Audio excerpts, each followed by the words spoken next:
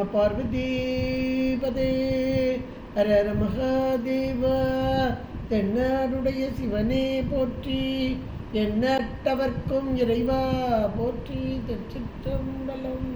பொய்யான திருமேனி உமிழ்தானோ மிகமேவும் கழியாரவரும் யானை கடல் நாழு மறவாமல் அழியாழு மலத்தோவும் அடியார்கள் உளமாற வழியாகும் வலிதாய வினை கூட நினையவே. திருச்சிற்றம்பலம்.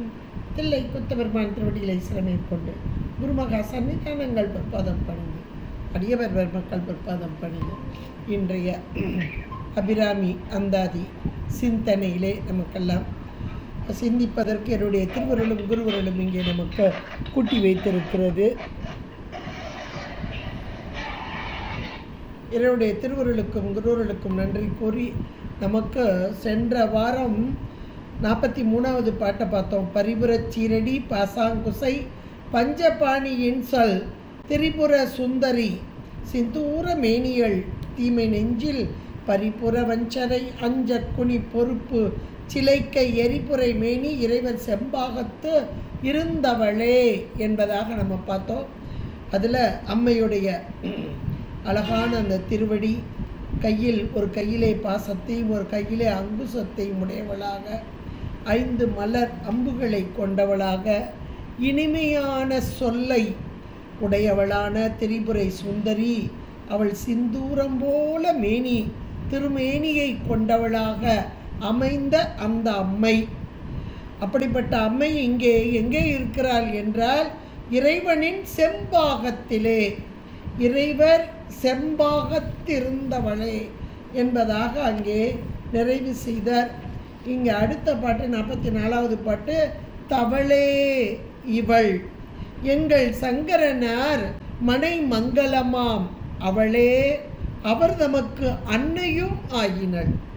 ஆகையினால் இவளே கடவுளர் யாவர்க்கும் மேலே இறைவியுமாம். துவளேன் இனி ஒரு தெய்வம் உண்டாக மெய்த்தொண்டு செய்தேன். அருமையான அந்த பாட்டில் முதல்ல தவளே இருந்தவளே என்பதாக நிறைவு செய்து இந்த பாடலில் தவளே இவள் என்பதாக ஆரம்பிக்கிறார். தவத்தில் சிறந்தவளாக இருக்கும் அம்மை. நிறைய இடங்கள்ல அம்மை இறங்கி வர்றா. இறைவன் தான் இறக்கி அனுப்புகிறார். ஒரு பக்கம் இறைவனுடைய செயல் இல்லாமல் இறைவி வர்றது கிடையாது. இறைவன் வேறு இறைவி வேறு என்பதும் கிடையாது. ரெண்டும் ஒன்றே, பொருள் ஒன்றே, குணகுணியாக. அப்போ அந்த இறைவனுடைய ஆணையின் வண்ணமாக இறங்கி வந்த அம்மை தவம் புரிகிறாள். நிறைய இடத்துல இவளுடைய தவத்தை நாம் காணலாம். பர்வதராஜன் தனக்கு மகளாக வர வேண்டும் என்று அம்மையை நோக்கி தவம் செய்தார். அதனால் இங்கே அம்மை பார்வதி என்ற திருநாமத்தோடு அவனுக்கு குழந்தையாக வளர்ந்தாள். வளர்ந்தபோது ஒரு 5 வயது இருக்கும்போது தவம் செய்ய கிளம்பினார். அம்மா சின்ன குழந்தையா இருக்கிற, நீ தவம் செய்வதா என்பதாக பர்வதராஜன் சொல்ல இறைவனை நோக்கி தவம் செய்ய வேண்டும். ஏன்னா தவம்னா என்ன அப்படின்றத உலக மக்களாகிய நாம் உணர்ந்து கொள்ள வேண்டும். அதை உணர்த்துவதற்குத்தான் இவள் இங்கே வந்து தவம் செய்கிறாள்.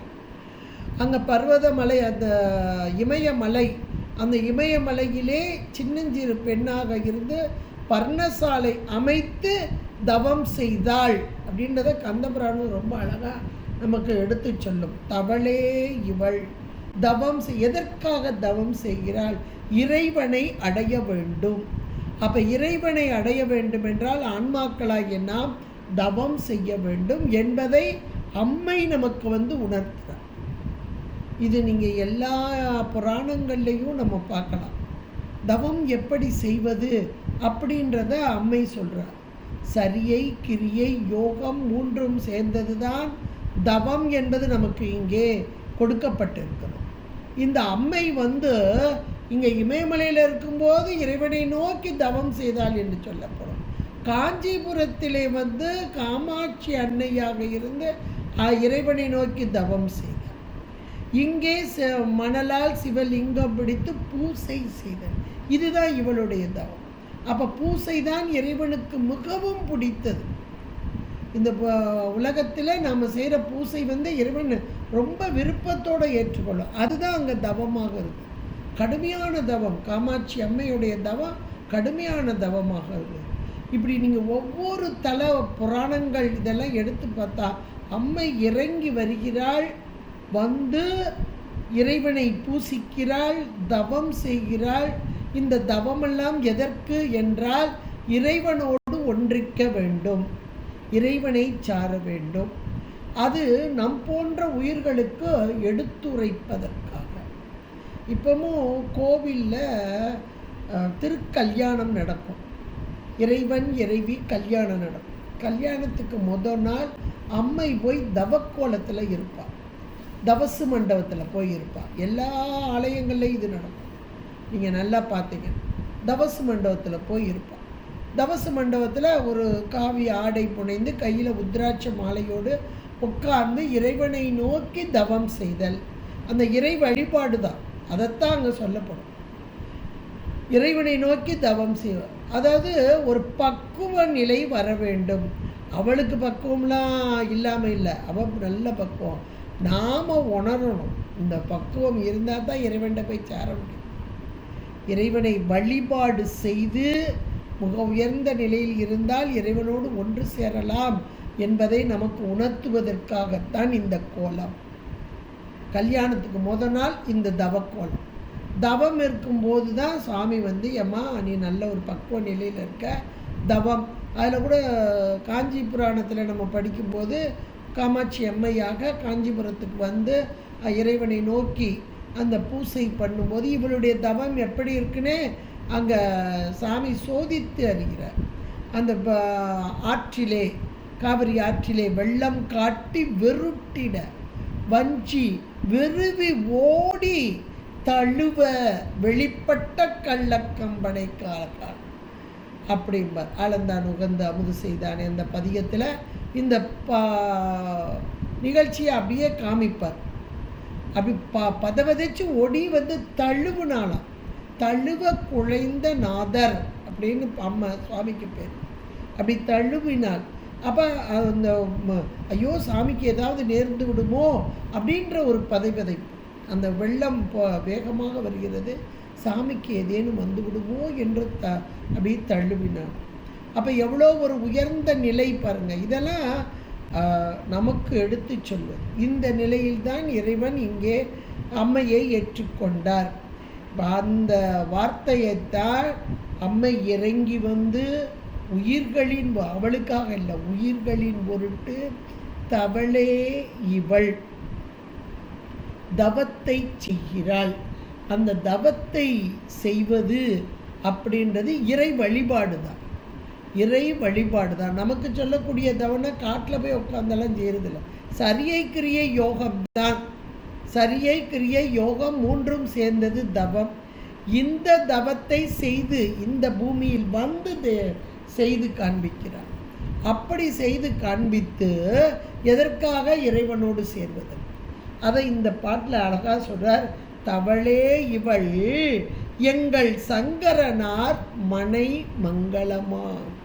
எதற்காக என்றால் இறைவனோடு சேர வேண்டும், இறைவனை மணக்க வேண்டும் என்பதற்காக இந்த தவத்தை செய்தாளாம் அம்மை.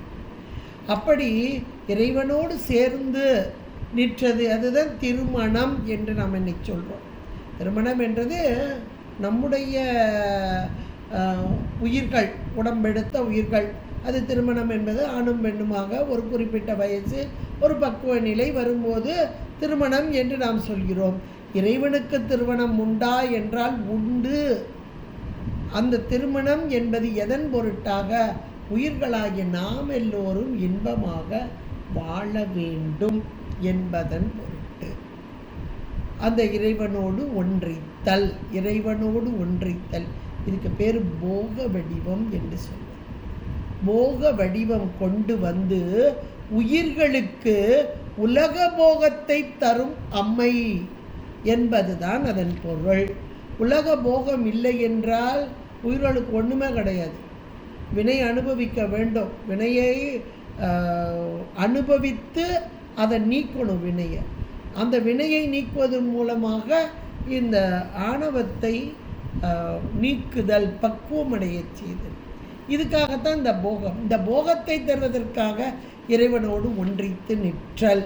இதைத்தான் இங்கே இந்த வரியில் அழகாக சொல்கிறார். தவளே இவள் என்று சொல்லி எங்கள் சங்கரனார் மனை மங்களமாம்.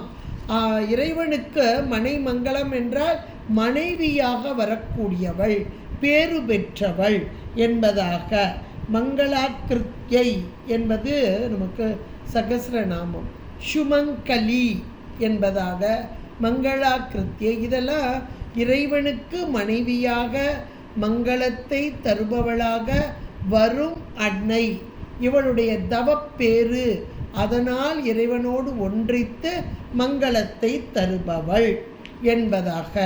அங்கே எங்கள் சங்கரனான் ஒரு வார்த்தையை போடுறார். அப்போ அவ்வளோ உரிமையாக எங்கள் சங்கரனார். ஏன்னா அம்மையை என்ன அப்படியே சதாக்களம் அம்மையே நினைக்கக்கூடியவர். அந்த அம்மை இறைவனையே நினைத்து கொண்டு இருக்கிறார். இறைவனை நினைத்து இறைவனோடு சேரணுங்கிறார். அப்போ இறைவன் வேறு இறைவி வேறு அல்ல என்பதாக எங்கள் சங்கரனார் என்ற உரிமையோடு இந்த பக்தர் அங்கே ஒரு வார்த்தையை கொடுக்கிறார். அதில் சங்கரனார் என்கிறார். சங்கரன் என்பது சம் என்றால் நல்ல, அரண் காப்பாற்றுதல், உயிர்களாகிய நம்மையெல்லாம் நல்ல வழியிலே காப்பாற்றுதல். அப்படிப்பட்ட சங்கரனார். அந்த சங்கரனார்க்கு இவள் மனைமங்கலமாக மனைவியாக வரக்கூடியவள், விட்டு பிரியாதவளாக இருப்பவள் என்பதுதான் இதனுடைய பொருளாக.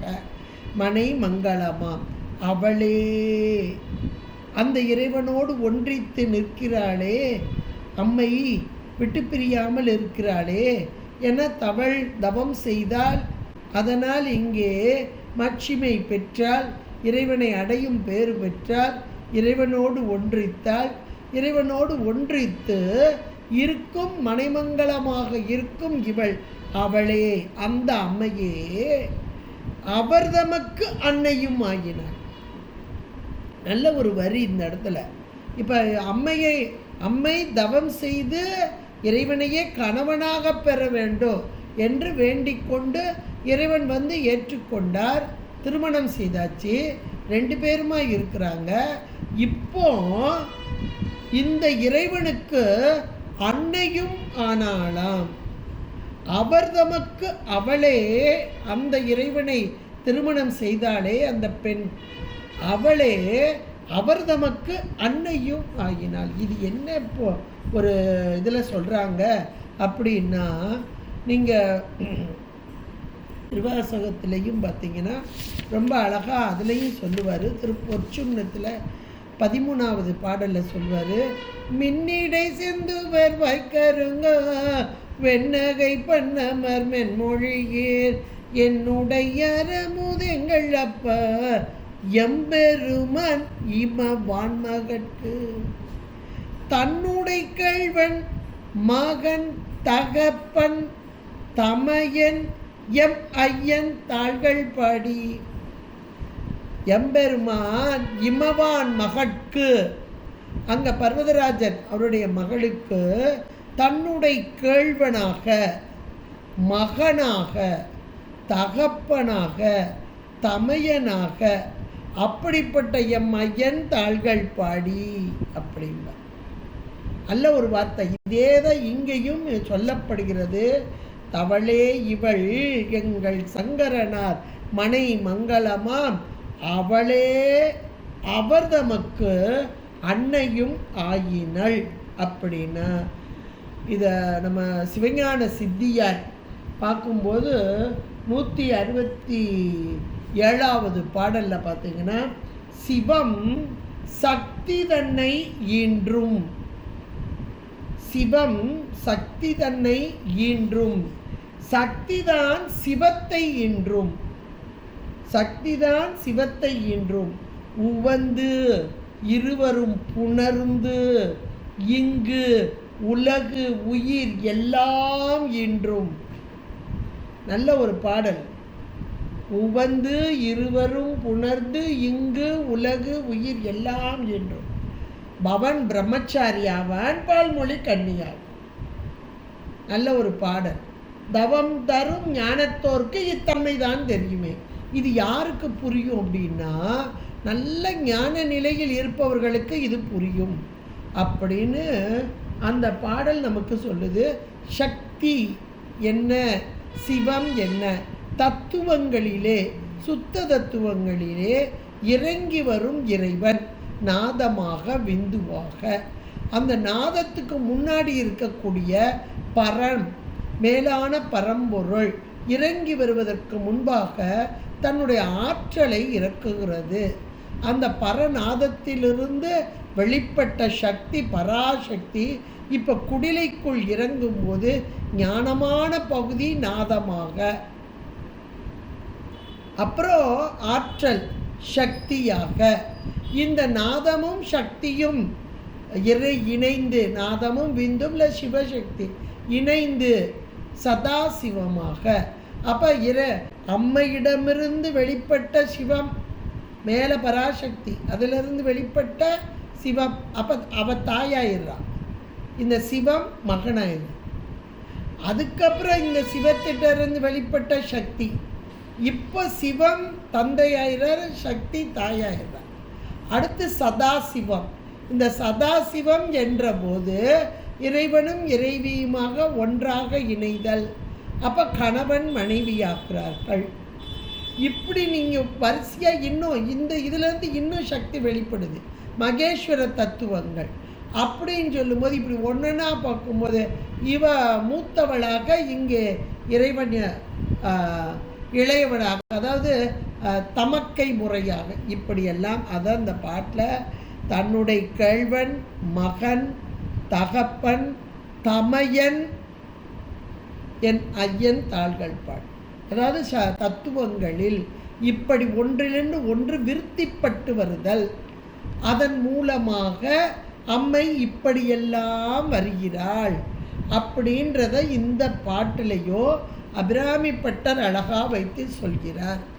அவளே எங்கள் சங்கரனார் மனை மங்களமாம் என்று சொல்லி, அவளே அந்த அன்னையே அவர் தமக்கு அன்னையும் ஆயினள் ஆகையினால் இவளே கடவுள் யாவருக்கும், கடவுளர் யாவருக்கும் மேலை இறைவி. அப்போ இவளுக்கு மேலே ஒரு தெய்வம் உண்டான்னா கிடையாது, இறைவனுக்கு மேலே ஒரு தெய்வம் என்பது கிடையாதுன்னு நம்ம பார்த்தோம்.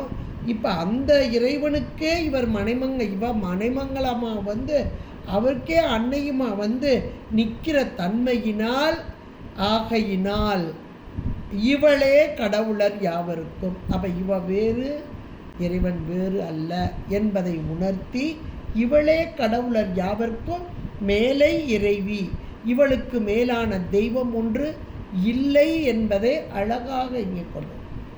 இப்போ இவளுக்கு மேலான ஒரு தெய்வம் இல்லை என்ற மாத்திரத்தில் இவளை நன்றாக வழிபாடு செய்து கொண்டிருக்கும் பக்தர் இந்த அபிராமி பட்டர், இடைவிடாது வழிபாடு செய்து கொண்டிருக்கும் பக்தர்.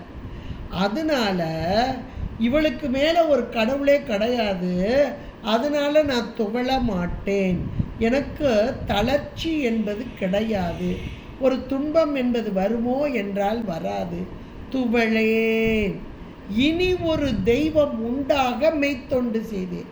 ஏதாவது ஒரு துன்பம் வந்துட்டு அப்படின்னா நீங்கள் நம்முடைய கடவுள் தெய்வங்கள் அப்படின்னு சொன்னால் எத்தனையோ தெய்வங்கள் இருக்கிறாங்க. பிரம்மா அது படைப்பு கடவுள், திருமால் அது காக்கும் கடவுள், இப்படியெல்லாம் நம்ம சொல்கிறோம். அவங்களையும் நம்ம தெய்வங்கள் ஒரு லிஸ்ட்டில் வச்சுருக்கோம். இப்போ அவங்களுக்கெல்லாம் துன்பம் வந்ததான்னா வந்தது, ஒவ்வொருத்தருக்கும் ஒவ்வொரு வகையாக வந்தது. இந்திரனுக்கு வந்தது, சூரபத்மனால் வந்தது. அப்போது இறைவனை நோக்கி வந்து வழிபாடு செய்தார். சீர்காழியில் இன்றைக்கும் இந்திர லிங்கம்னே இருக்குது, ஒரு லிங்கத்தை ஸ்தாபித்து மூங்கில் மரமாக நின்று அங்கே வழிபாடு செய்தார். அப்போ தனக்குமே உனக்கு ஒரு துன்பம் வந்தபோது தனக்கு மேல் ஒரு தெய்வத்தை தேடி நின்று வழிபடுதல் என்பதை நம்ம பார்க்குறோம். இது மாதிரி பிரம்மா பூஜித்தது, திருமால் பூஜித்தது இதெல்லாம் உண்டு. அப்போ ஒரு துன்பம் உண்டு இவர்களுக்கு வந்தது.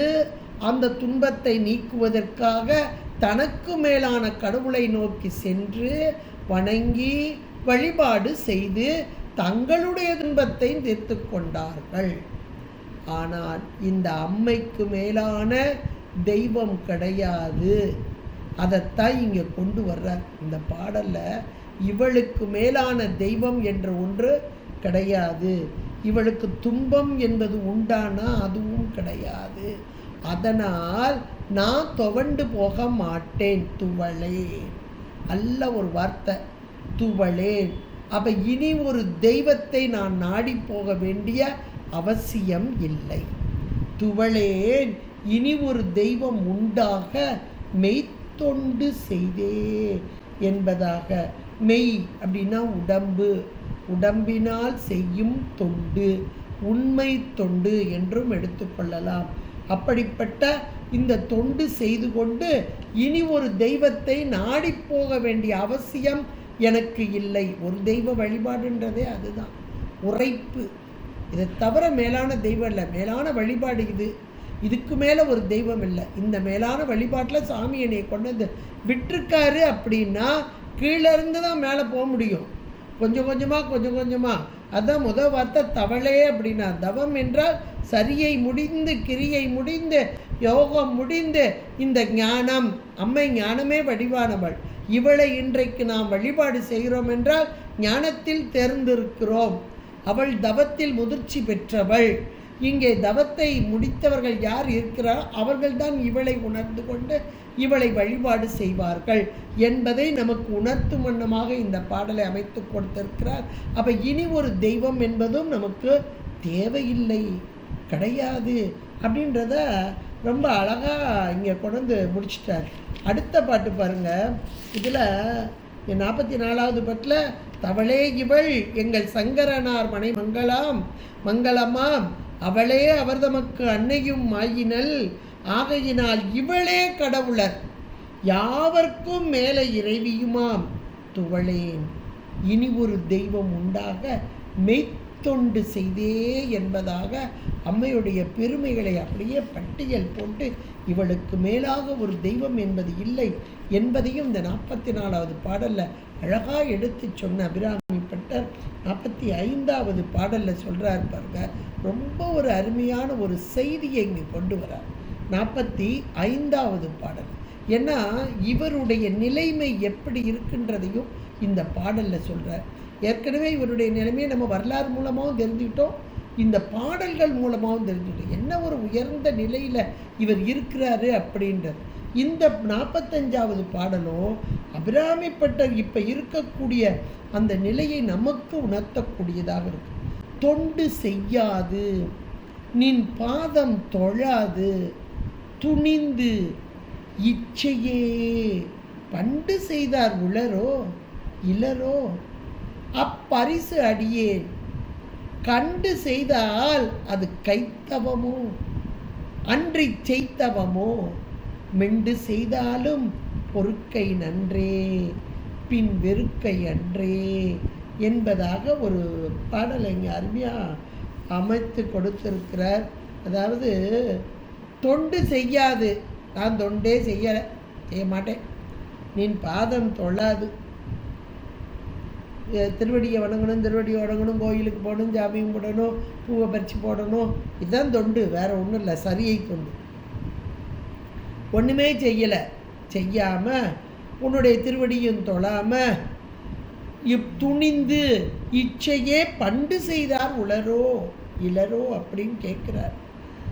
அப்படியெல்லாம் இருக்கிறவங்க இருக்கிறாங்களா, உன்னுடைய வணங்காமல் இருக்கிறவங்க இன்றைக்கி இருக்கிறாங்களா அப்படின்ற மாதிரி ஒரு வார்த்தையை கொடுக்கிறார்.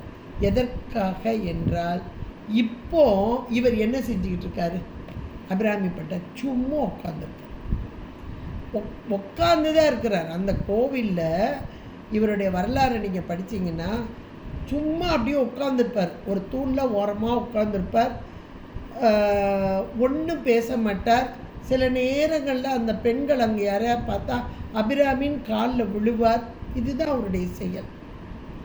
கோவிலுக்கு வந்து பூவை பறித்து கொடுத்து சாமி கும்பிட்டு அப்படியெல்லாம் செய்யலை. அவர் உட்கார்ந்துதான் இருந்தார். இது மேலான நிட்டை கூடிய நிலைன்னு சொல்லலாம். யோகத்துக்கும் தாண்டிய நிலை, சமாதி நிலை, நிட்டை கூடிய நிலை. இப்போ இந்த நிலை வருது அப்படின்னா இதுக்கு முந்தின நிலை ஒன்று உண்டு. அது இருந்தால் தான் நிட்டக்கூடி வர முடியும். அப்போ இந்த பிறவியில் இவர் இப்படியே உட்கார்ந்துருக்காரு, நாங்கள் பார்த்ததுலேருந்து இவர் இப்படி தானே இருக்கார், இவர் என்னைக்கு போய் சரியை செஞ்சார், கிரியை செஞ்சார் அப்படின்னு நம்ம நினைக்கலாம். இது இந்த பிறவியில் இல்லை, எந்த பிறவிலையோ முச்சை தவம் என்று சொல்வார். இப்போ ஞானசம்பந்த பெருமான் 3 வயசு குழந்தை. 3 வயசு குழந்தைக்கு ஞானம் இவ்வளோ வந்தது. பால் அம்மை கொடுத்த மாத்திரத்தில் எப்படிப்பட்ட ஞானம், அதை அந்த அவர் பட்டியல் போடுறாரு. அந்த ஞானத்தை இவர் பெற்றார் என்றார். ஞானம் எப்போ கிடைக்கும்? தவம் முதிர்ச்சியில் தானே ஞானம் கிடைக்கும்.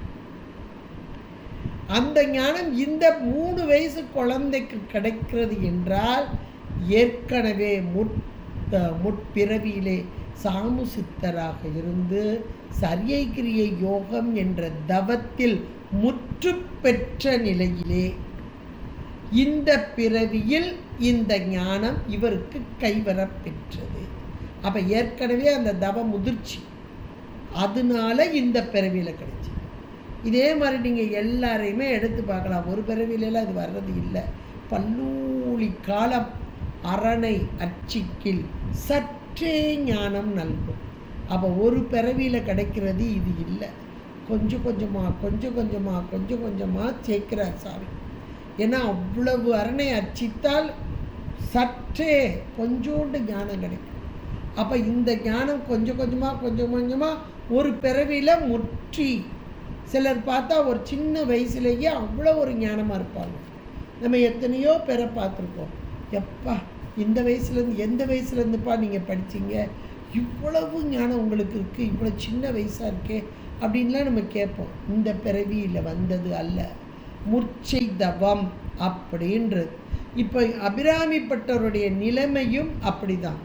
அவர் இந்த பிறவியில் எந்த ஒரு சரியையோ கிரியை எதுவும் செய்யலை. ஆனால் மேலான நிட்டை கூடிய நிலை, சமாதி நிலையில் நிற்கிறார். அதனால இப்போ அவருடைய நிலைதான் இங்கே சொல்லப்படுகிறது. தொண்டு செய்யாது நின் பாதம் தொழாது துணிந்து இச்சையே பண்டு செய்தார் உளரும் இளரும். எனக்கு தெரியலையே, அப்பரிசு அடியேன் அப்படிங்கிறார். எனக்கு தெரியலையேங்கிறார். ஏன்னா இவங்களுக்கெல்லாம் எதுவுமே தெரியாது. நம்ம என்ன செய்கிறோன்னே தெரியாது. இந்த ராமகிருஷ்ண பரமஹம்சரை அவர் காளி கோயில் உபாச்சகர். காளி கோயிலில் பூசை பண்ணுவார். அப்படி பூசை பண்ணும்போது ஒரு ஒழுங்காக பண்ணணும். முதல்ல மாப்பொடி மஞ்சப்பொடி இப்படி திரவியங்கள் வரிசையாக இருக்கும். இப்படி தான் அபிஷேகம் பண்ணணும். ஒரு நியதி உண்டு, முறைமை உண்டு. இவர் மாற்றி செய்கிறார். இதை அங்கே இருக்கிற ஒருவர் பார்த்துக்கிட்டே இருக்கிறார். என்ன இவர் இந்த அபிஷேகத்தை முடிச்சுட்டு இந்த அபிஷேகத்தை பண்ணுறார், ஒரு முறை இல்லாமல் செய்கிறாரு அப்படின்னு கொஞ்சம் அவருக்கு கோபமும் வருது. ஒரு முறை இல்லாமல் செய்கிறாரு. அதனால் ஒரு நாள் 2 நாள் தினசரி இப்படியே செய்கிறாரு. போய் அங்குள்ள இளவரசிகிட்ட போய் சொல்லி கொடுத்துட்றாரு. கோயிலில் இவர் ஒழுங்காக பூசையே பண்ண மாட்டேங்கிறாரு, அது அபிஷேகம்லாம் நல்லா பண்ணலை, தப்பாக பண்ணுறாரு, ஏதோ பெதட்டிக்கிட்டு இருக்கிறாரு, அது இங்கிட்டு அங்கிட்டுமா அலைகிறாரு அப்படின்னு, அதாவது ஒரு பைத்தியக்கார மாதிரி இருக்கார் அப்படியெல்லாம் எடுத்து போய் அங்கே போய் சொல்கிறாங்க. சரி இளவரசி நான் வந்து பார்த்துக்கிறேன் அப்படின்னு அந்த அம்மா ஒரு நாள் வர்றாங்க. திடீர்னு வர்றாங்க. அப்போ நின்று பார்க்குறாங்க, இவர் செய்கிறத பார்க்குறாங்க. அப்படி பார்க்கும்போது அவர்கள் கண்ட காட்சி, தன் நிலைமை மறந்து, தன்னையே தான் ஒரு ஆன்மா முன்னாடி நின்று செய்கிறோம் அப்படின்றத மறந்து நின்ற நிலையை அவர்களுக்கு தெரிஞ்சது. அந்த இளவரசிக்கு தெரிஞ்சது அவருடைய நிலைமை. ஏன்னா எல்லாருக்கும் புரியாது. சாமானியர்களாகிய நாம் ஒரு மேலான ஒரு தவத்தில் இருக்கவங்கள உணர முடியுமானா உணர முடியாது. அவங்க சாதாரணமாக தெரியும். இல்லைன்னு சொல்லப்போனால் பைத்தியக்காரங்களாக தெரியும். என்ன பைத்தியம் மாதிரி அலையுது அப்படின்னு. ஒரு சித்தர்கள் யோகிகள்லாம் அப்படி தான் இருப்பாங்க, பைத்தியம் மாதிரி தான் இருப்பாங்க. ஆனால் அவங்க மிக உயர்ந்த நிலையில் இருப்பாங்க. அப்போ அவங்க நிலையை யார் அறிய முடியும்னா அந்த நிலையில் இருக்க யோகிகள் ஞானிகளுக்கு அவங்களுக்கு தெரியும். அதே போல் இந்த இளவரசியார் கண்டு கொண்டார்கள். தன்னிலை மறந்த நிலையில், அது மேலான நிட்டக்கூடிய நிலையில் இருந்து அம்மைக்கு பூசை செய்து கொண்டிருக்கிறார் என்பதை உணர்ந்து கொண்டார். அப்படியே போயிட்டார், ஒன்றுமே சொல்லலை. அப்புறம் அந்த வந்தவர், நீங்களே பார்த்தீங்கல்ல அவர் எப்படி செய்கிறார் பாருங்கள், அது தவறு அல்ல அப்படின்னு இளவரசி சொல்லிட்டாங்க. அது தவறு அல்ல. அம்மையோடு ஒன்றித்து நின்று மேலான அந்த நிலையில் அவர் நிற்கிறார். அது உங்களால் புரிந்து கொள்ள முடியாது என்று அவருக்கு புரிய வைத்து. இது நம்ம எல்லா அருளாளர்களுடைய வாழ்க்கையிலையுமே பார்க்கலாம். தாய்மான சுவாமிகள் அப்படியே பூசைக்கு பூவை பறிக்கும்போது அப்படியே பூவை பறிக்காமல் அப்படியே நின்றுட்டார். ஏன்னா அந்த பூவில் சிவம் தெரியுது. உன்னை பறித்து உனக்கு பூசிப்பதா அப்படின்னு அப்படியே அந்த பூவே சிவமாக தெரிகிறது. இவர் சிவ பூஜைக்கு தானே எடுக்க வர்றாரு. அப்போ உன்னை பறித்து உனக்கு பூசை பண்ணுவார் அப்படின்னு அப்படியே அது அந்த நிலையில் சமாதி நிலை அப்படின்றது இந்த அருளாளர்களுக்கு தோன்றக்கூடியதாக. உடனே அந்த பூவில் சிவம் தெரிஞ்சோன்னே இப்படி கையெடுத்து கும்பிட்றாரு. கும்பிட்ட மாத்திரத்தில் முன்னாடி இருக்கு சிவமா இல்லை இந்த உயிருக்குள்ளே இருக்கு சிவமா, இது இந்த கும்பிடு அரை கும்பிடு போலல்லவா அப்படிங்கிறார். பண்ணேன் உனக்கான பூசை ஒரு வடிவிலே பாவித்து இறைஞ்ச ஆங்கே பார்க்கின்ற மலரூடு நீயே இருத்தி, பார்க்கின்ற மலரூடு நீயே இருத்தி, அப்பனிமலர் எடுக்க மனமும் நன்னேன். இப்போ ஒன்றை பறிக்கிறதா எனக்கு மனசு வரலையே அப்படிங்கிறார். அல்லாமல் இரு கைதான் குவிக்க, அங்கே சாமி தெரிகிறாரு, உடனே கையை குவிக்கிறாரா. அல்லாமல் இரு கைதான் குவிக்க எண்ணில் நானும் வெக்கமாக இருக்கு. ஏன்னா என் உள்ளம் நிற்றி, நீ உள்ளுக்குள்ளே நிற்கிற, நீ இங்கேயும் நிற்கிற இங்கேயும் நிற்கிறையே அப்படிங்கிற. உள்ளம் நிற்றி நீ நான் கும்பிடும்போது அரை கும்பிடு ஆதல், நான் பூசை செய்தல் முறையோ. என்ன ஒரு நிலை பாருங்கள். இந்த நிலையெல்லாம் நம்ம நினச்சி கூட பார்க்க முடியாது. ஞானத்தின் முதிர்ந்த நிலை என்பது இப்போ இப்படிப்பட்ட அருளாளர்கள் அப்படியே அது எப்படி இருக்குமா, நடப்பதே சரியை, அவர்கள் நடந்து செல்வதே சரியை. ஏன்னா உள்ளுக்குள்ளேயே சாமியை பூஜித்து கொண்டிருக்கும் அந்த நிலை, நடப்பதே சரியை. அவர்கள் செய்யும் செயலெல்லாம் கிரியை. என்ன செயல் செஞ்சாலும் அதுதான் கிரியை. அவங்க மூச்சு விடுவதே யோகம். அந்த அருளாளர்கள் மூச்சு விடுவதே யோகம். அவங்க தூங்குவதே சமாதி. தூங்காமல் தூங்கும் நாள் என்னாலோம்பர். அந்த தூங்குவதே சமாதி நிலை. இதுதான் அவர்களுடைய பூசை, சதா கால பூசை. இதையும் இந்த நிலையையும் தாய்மானவர் ரொம்ப அழகாக சொல்கிறார். துள்ளும் மரியா மனது பலி கொடுத்தேன், கர்ம துட்ட தேவதைகள் இல்லை, துரிய நிறை சார்ந்த தேவதையாம் உனக்கே தொழும்பன் அபிஷேக நீர் உள்ளுரையில் என் ஆவி நைவேத்தியம், என் ஆவி நைவேத்தியம். பிராணன் ஓங்கு மதி தூப தீபம், ஒரு காலம் அன்று இது சதாகால பூசையா ஒப்புவித்தேன். இந்த வார்த்தை அப்படியே சொல்றா. நடப்பது நிற்பது இப்போ எல்லாமே பூசைன்ட்டார் ஒரே வரியில். இதைத்தான் மாணிக்கவாசகர் சித்தத்தை சிவமாக்கி செய்தனவே தவமாக்கும் அப்படின்னா.